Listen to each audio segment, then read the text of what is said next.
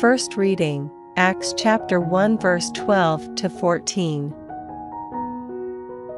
So from the Mount of Olives, as it is called, they went back to Jerusalem, a short distance away, no more than a Sabbath walk.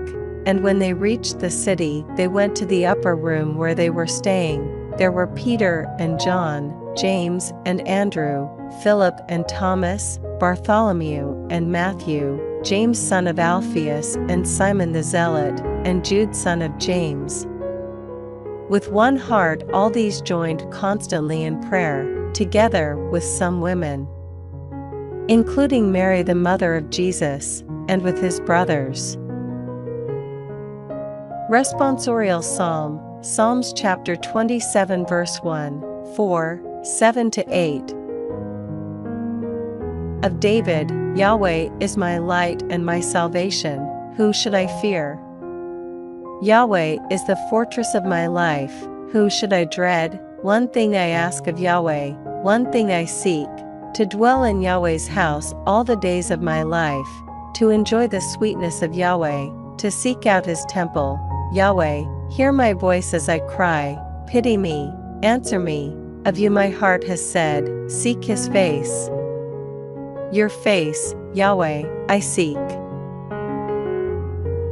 Gospel, John chapter 17 verse 1 to 11. After saying this, Jesus raised his eyes to heaven and said, Father, the hour has come, glorify your Son so that your Son may glorify you, so that, just as you have given him power over all humanity, he may give eternal life to all those you have entrusted to him. And eternal life is this, to know you, the only true God, and Jesus Christ whom you have sent. I have glorified you on earth by finishing the work that you gave me to do. Now, Father, glorify me with that glory I had with you before ever the world existed. I have revealed your name to those whom you took from the world to give me.